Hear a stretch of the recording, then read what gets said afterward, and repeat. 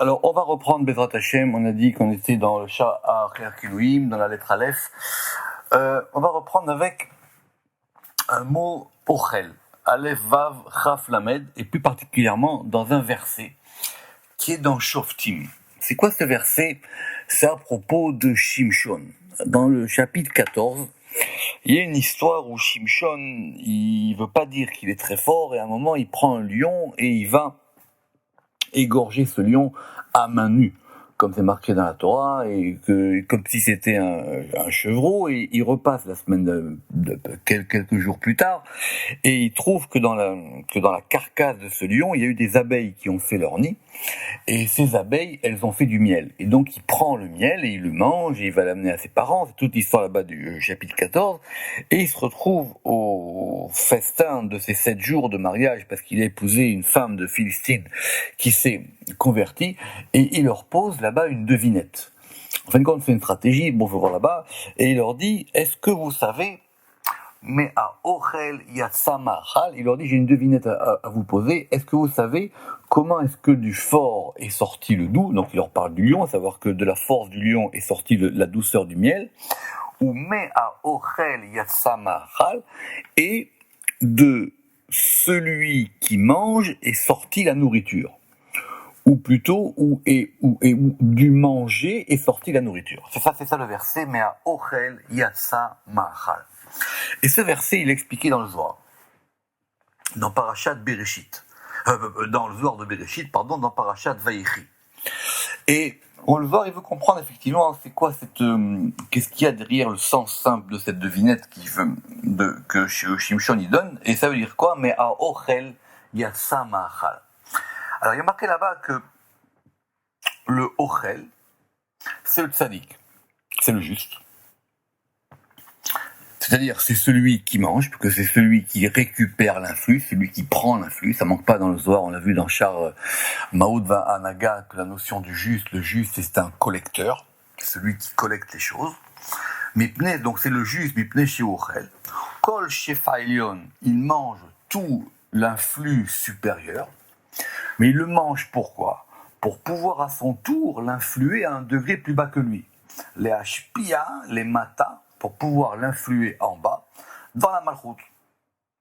Donc c'est ça, mais à ochel yatsa ma'achal, de celui qui mange ou du manger, va sortir une nourriture pour les degrés qui sont encore plus bas.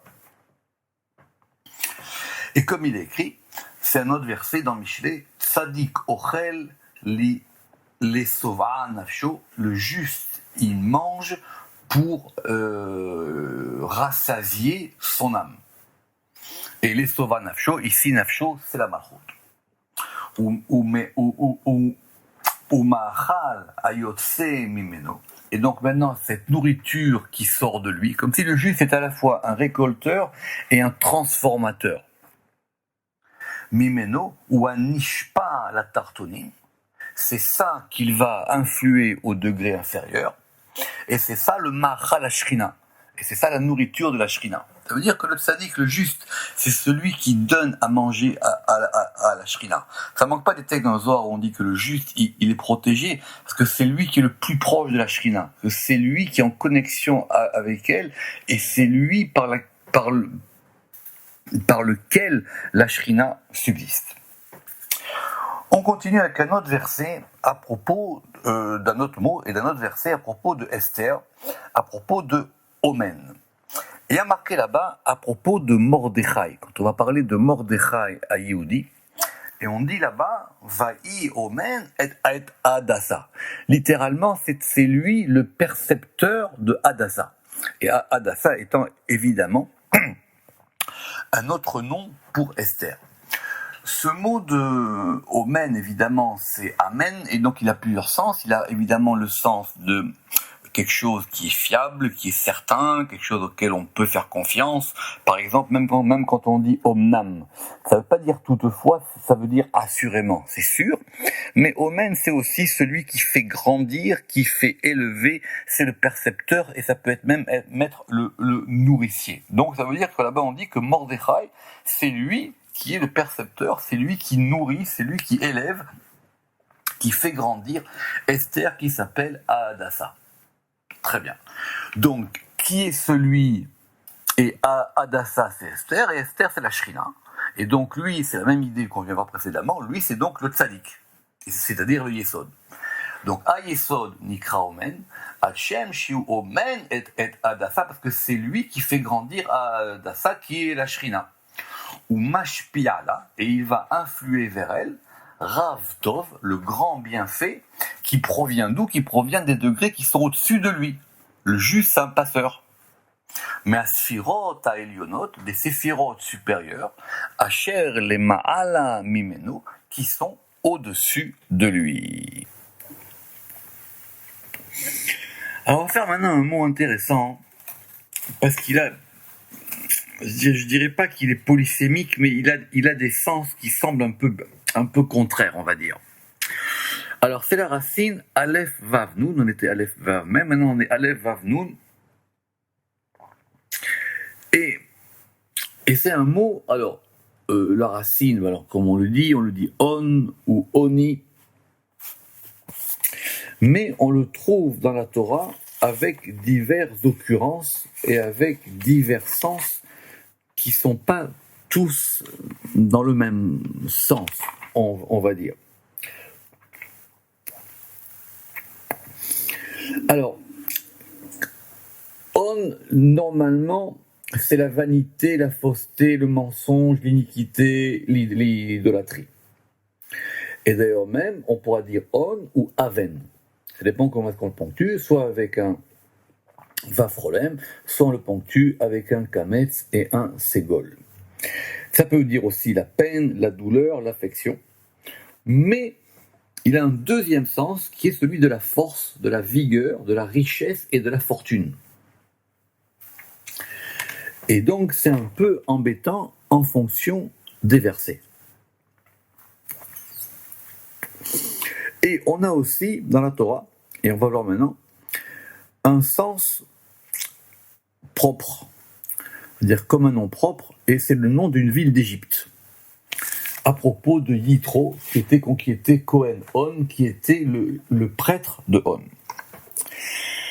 Alors, à propos de ce passage dans Yitro, dans le Zohar Shemot, Piresh Rabbi Shimon Bar Yochai, Rabbi Shimon Bar Yochai, il a expliqué que On ou Kemo Kohen, On, Ve Oni Kemo Ben Oni. Alors, de quoi est-ce qu'on parle? Donc c'est intéressant que le Zohar, il va mêler le sens propre et le sens commun, c'est-à-dire le substantif et le nom propre. Alors quand on dit on, c'est dans le sens de Kohen On, c'est-à-dire l'attribut qu'on a donné à Yitro, qui était le Kohen de cette ville de On. Et apparemment, on pense que c'était une ville en Égypte. Elle a aussi une occurrence, et elle s'appelle aussi Aven d'ailleurs, dans Ézéchiel.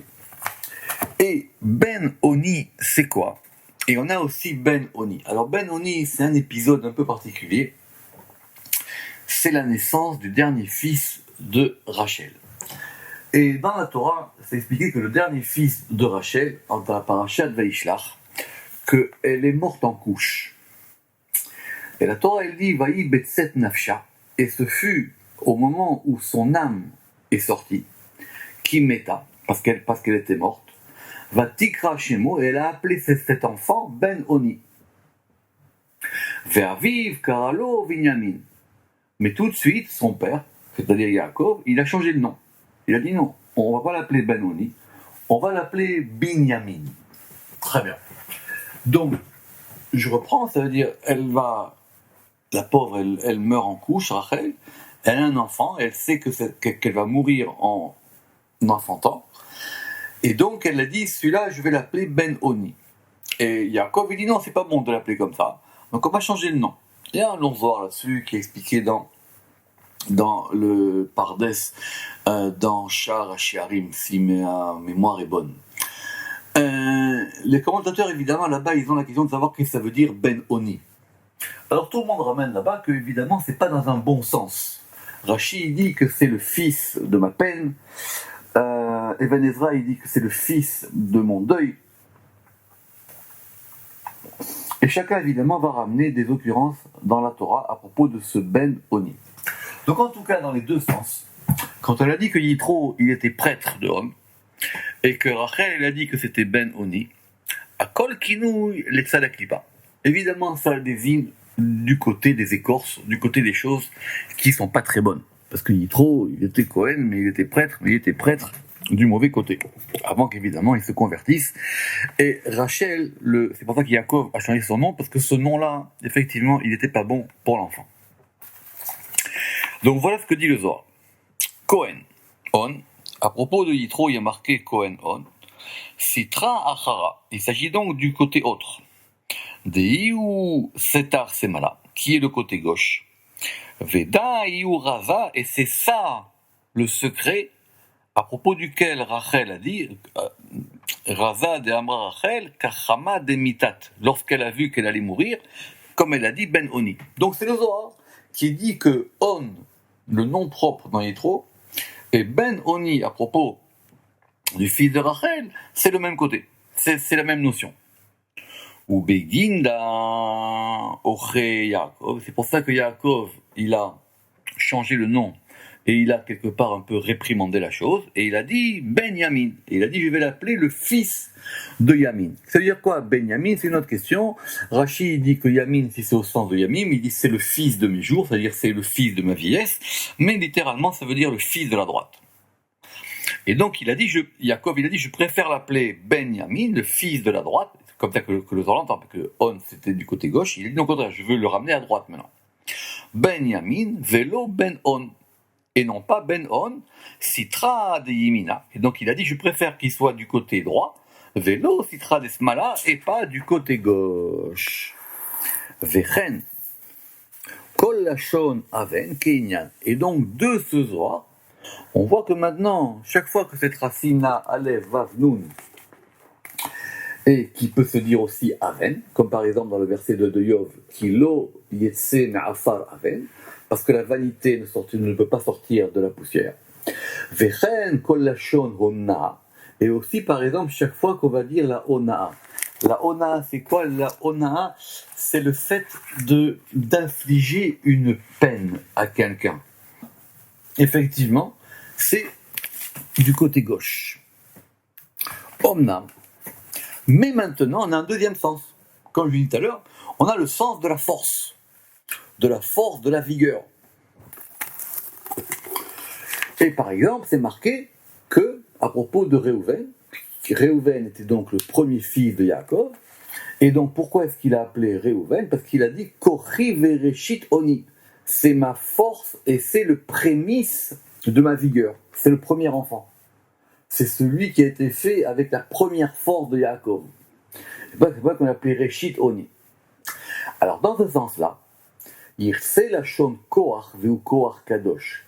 Dans ce sens-là, ça a le sens d'une force, mais d'une force qui est du côté de la sainteté. Et alors, donc du coup, c'est un mot qui a deux sens.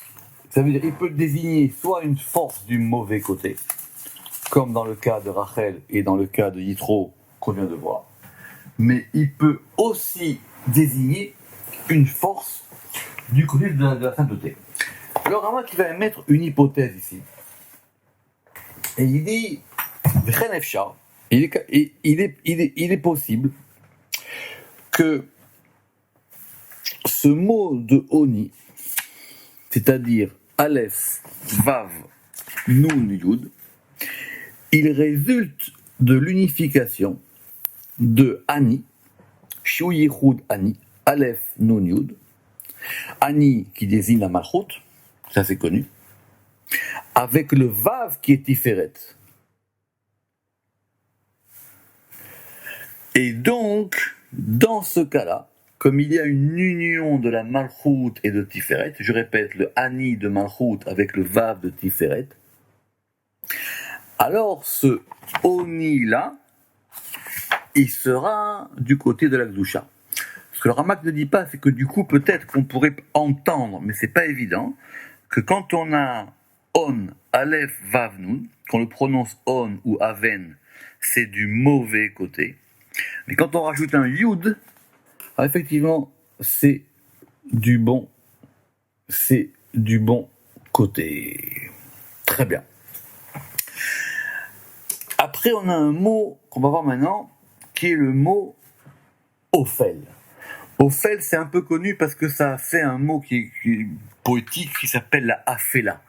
Alors la Afela, c'est l'un des synonymes de l'obscurité, mais on va dire la pénombre ou la pénombre. C'est du côté des choses qui sont des couleurs foncées, c'est pas clair, quoi. C'est-à-dire du côté de la nuit. Alors il dit Ophel, c'est lié à la Gvora, évidemment parce que c'est lié aux forces de la rigueur. Al-Shem Adin Nikretren, car, et ce côté de Ophel, il est appelé ainsi parce que c'est à propos de la rigueur et de la Gvora. Ve'en Safek qui Nikret Ophel. Alors il dit, et la Gvora, elle s'appelle Ophel. Bebechina Gimel Sheba Gvora, à cause du troisième aspect de la Gvora.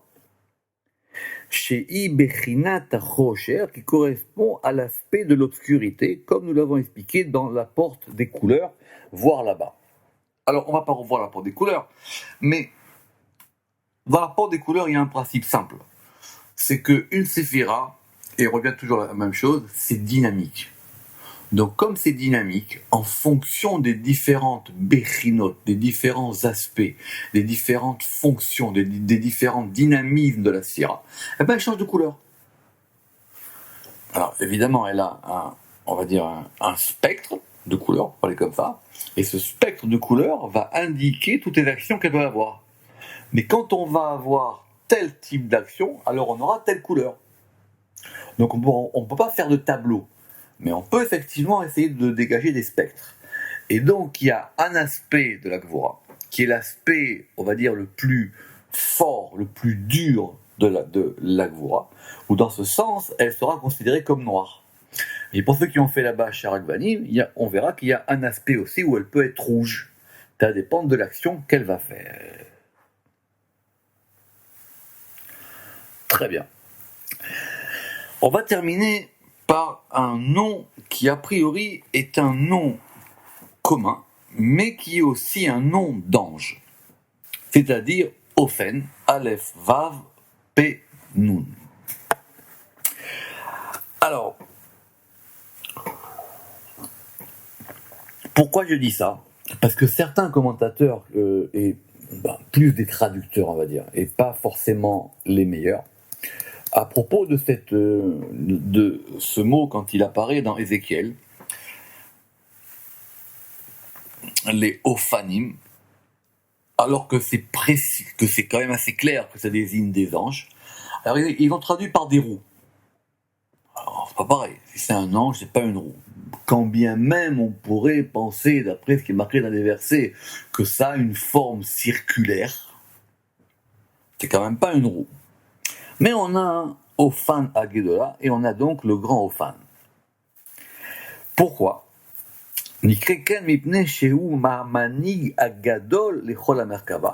Parce que c'est lui qui dirige tout le chariot céleste. Et c'est comme ça que c'est expliqué dans le Sefer Hashem de Rabbi Moshe. Cependant, dans les Tikkunim, c'est expliqué au nom de Rabbi Shimon Bar Yochai, qui Ophané à Merkava, que ces fameux Ophanim, ces anges qui s'appellent les Ophanim du chariot céleste, ils sont liés à Netzacheod, Netzacheod, voire même à Tzadik, puisque marqué dans Ézéchiel, Ophan Echad Baaretz, il y a un seul Ophan sur la terre. Il y en a un. Donc ça, effectivement, c'est le juste. Et donc, on va revenir au chariot. Tout le monde sait que le chariot, même si c'est complexe, il a un principe de 4. Ce principe de 4, on l'a déjà vu plusieurs fois, et il correspond à des animaux. Venimsa Amerkava Abba Chayot. Alors évidemment, Chayot aussi, c'est une autre erreur.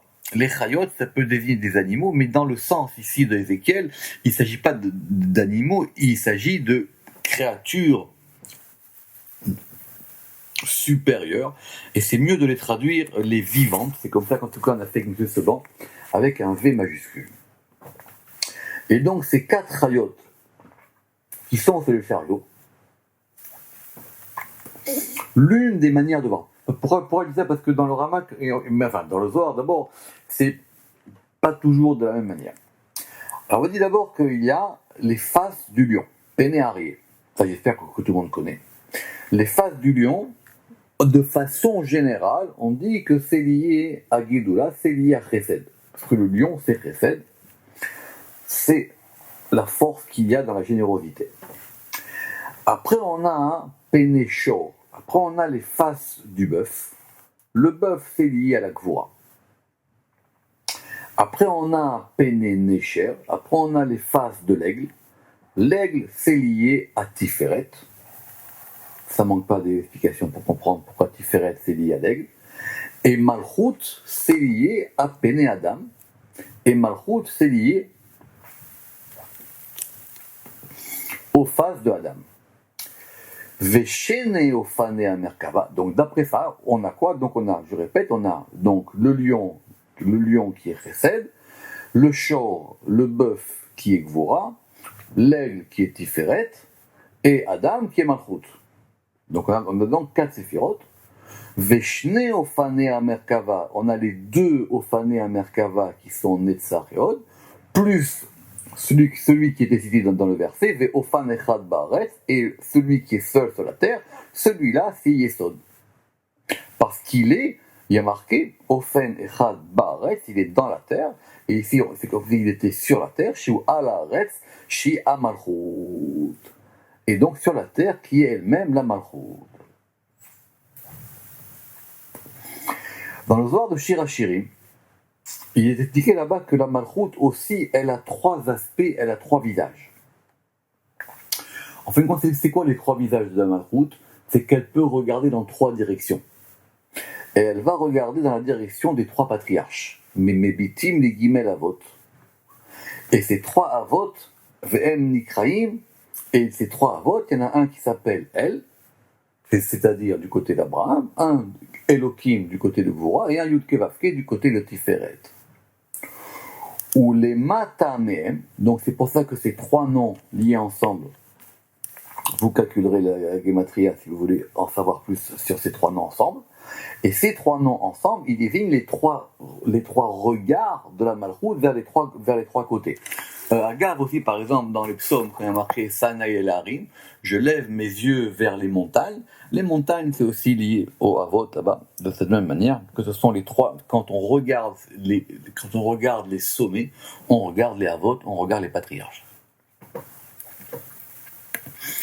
Ou les Mata, mais, et en dessous de ces 3 côtés, qui sont liés aux 3 noms, Pen et Chad, à Mekabelet Migimel Panim, il y a un autre aspect qui reçoit de ces 3 visages, et c'est ça qu'on appelle Veinikret Ofan Achad Ba'aretz, c'est ça qu'on appelle qu'il y a un seul Ofan dans la terre.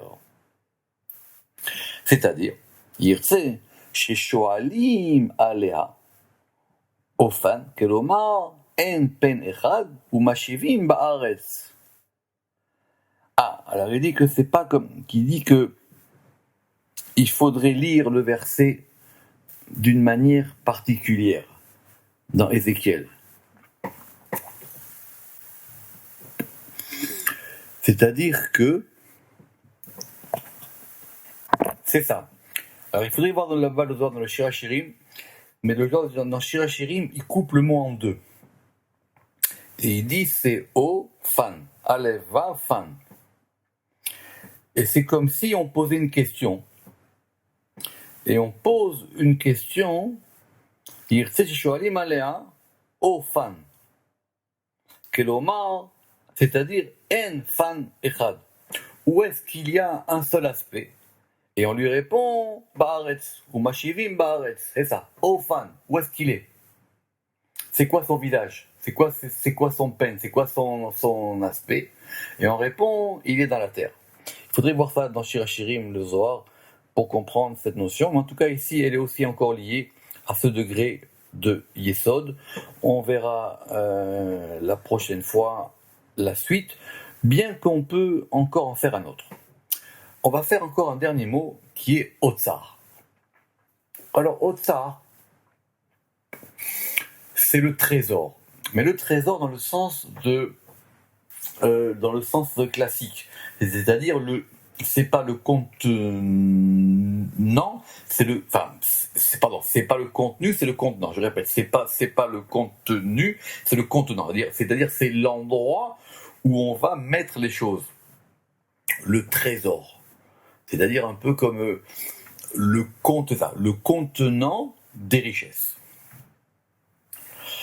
Et du coup, c'est un peu difficile à traduire, mais c'est en gros l'endroit de recueil des choses qui vont se mettre ensemble.